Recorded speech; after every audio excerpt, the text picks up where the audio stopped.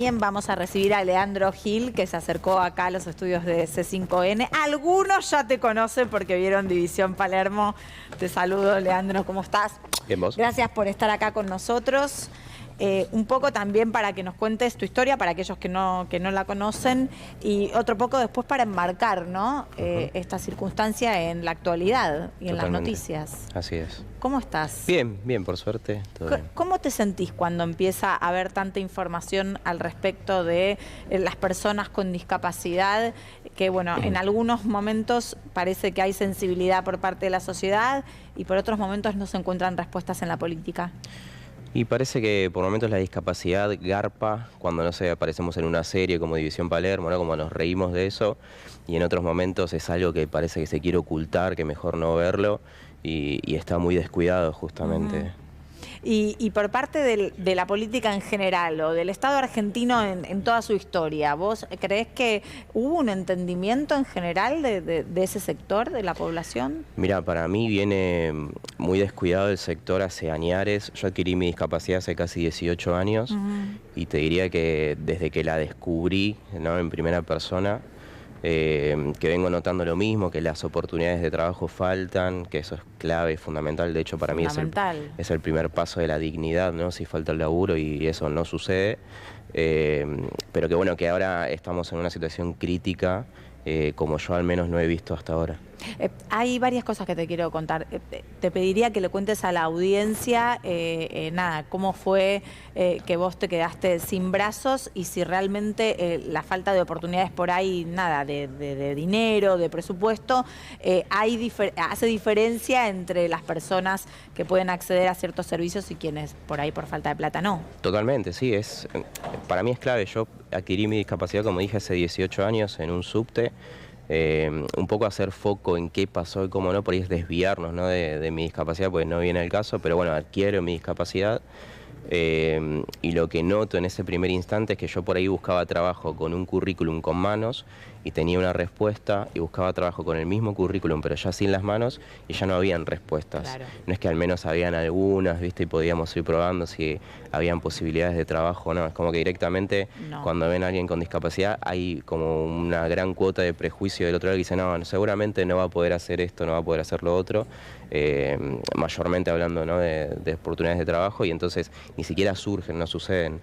Entonces lo que noté al instante fue eso, ¿viste? Como un cambio muy grande en mi vida, más allá de lo corporal, que era la respuesta social también a ese cuerpo. Un límite claro que te dejó el incidente y después un límite de respuesta de la sociedad que no te da oportunidades laborales. Que ni siquiera... La verdad que sos muy joven, o sea, necesitas una edad productiva. Claro, tengo 39 en este momento, claro. Cuando perdí los brazos tenía 22, o sea, todo esto que estamos charlando era en esos primeros años de adquirir discapacidad.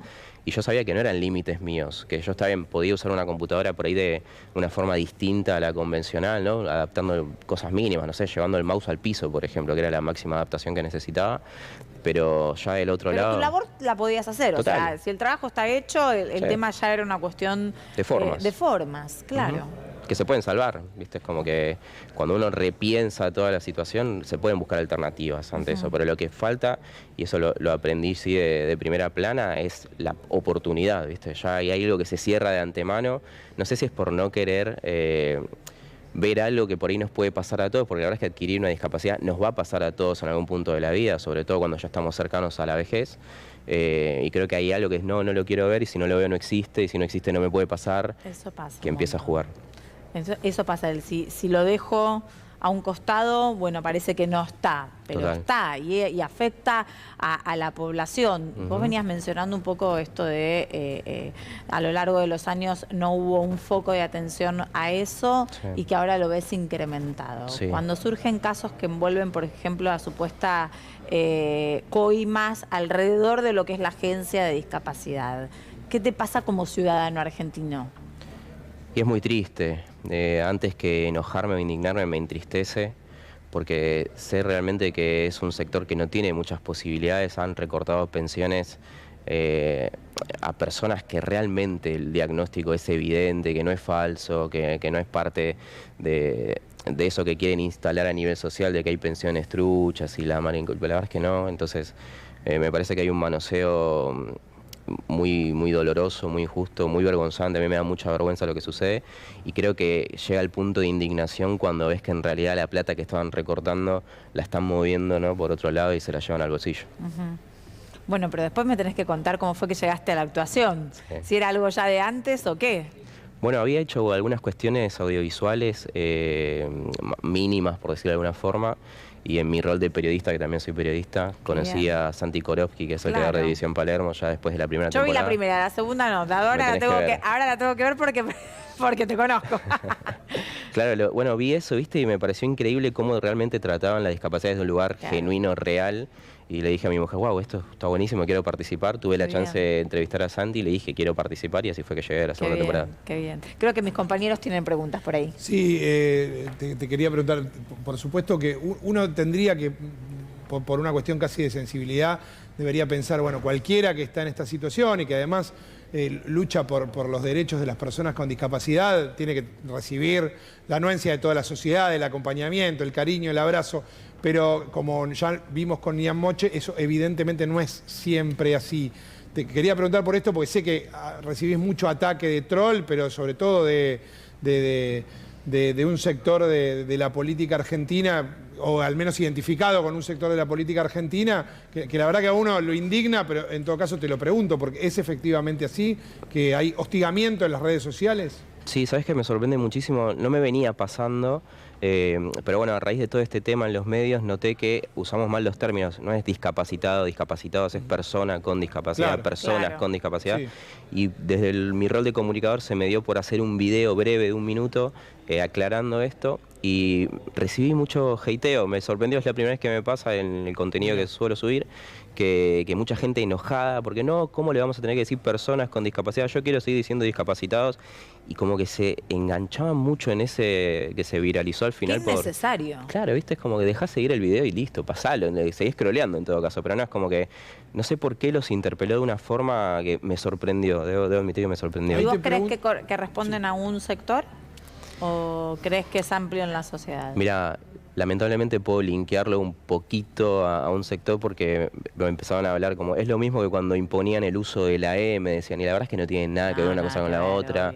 El uso del término personas con discapacidad está linkeado a la Convención Internacional de los Derechos de las Personas con Discapacidad, que es parte de la ONU. Lo que Argentina se acopló a eso hace casi 20 años, no tiene nada que ver con el lenguaje inclusivo. Pero bueno, he visto que genera mucha de esa respuesta. Y Leandro, ahí te pregunto si, por supuesto, viste lo que sucedió entre el presidente y Nian Moche, este niño de 12 años que está dentro del espectro autista. Primero te pregunto por el hecho en sí y después si te parece que eso tiene influencia en que sucedan cosas como las que te pasó a vos después. Para mí sí, para mí cualquier persona que esté en un lugar de visibilidad, sea el presidente o seamos nosotros como comunicadores, si bajamos la línea de ese mensaje, estamos haciendo que muchas personas que por ahí conectan con un político como si fuera un rockstar, y no hablo netamente de Milei, hablo de la verdad que la última generación política, como que se identifican en eso, empiezan a replicar, y me parece que sí puede haber un grado de virulencia que sube si uno de nuestros representantes tiene esos manejos. A mí me parece que no suma para nada, que incluso hace daño. Pero bueno, son las formas. Yo quería preguntarte respecto de la conversación, del sentido común, porque ¿no crees que en algún momento habíamos avanzado muchísimo, que por ejemplo se había instalado que mogólico claramente no era un insulto y sin embargo todo esto viró, incluso se usa el discapacitado también como un insulto? ¿Hacia dónde crees que vamos? ¿Tenés esperanza respecto de volver un poco para atrás reformulando o crees que esto va a ser cada vez peor? Yo creo que así como vamos, no solamente en cuestiones de discapacidad, en muchos aspectos vamos al abismo. Veo en la sociedad que estamos como en un momento muy tóxico de mucho choque innecesario también. No sé si en algún momento habíamos avanzado muchísimo en ese sentido, a mí me parece que no era tanto, como que era un pasito de hormiga lo que estaba sucediendo, que en este momento es todo retroceso. Sin embargo, yo veo que también hay una aceptación, digo, con todo lo que se puso en el tapete con la discusión política, ¿no? Como que hay una aceptación de que es un sector vulnerable, que hay mucha gente en la sociedad que dice, no, che, pará. Eso es innegable. Este es un límite. Sí, es innegable. O sea, es un límite porque es un sector por ahí que lo necesita, porque también quizás el que lo necesita es el que menos recursos tiene. Claro. ¿No? Entonces, la verdad, hasta incluso sería algo bueno a la vistas del resto de la sociedad. Total. ¿En eso no te parece que a veces las redes magnifican el malo y dejamos de lado de ver toda la gente que sí quiere que estén bien? Sí, me parece que...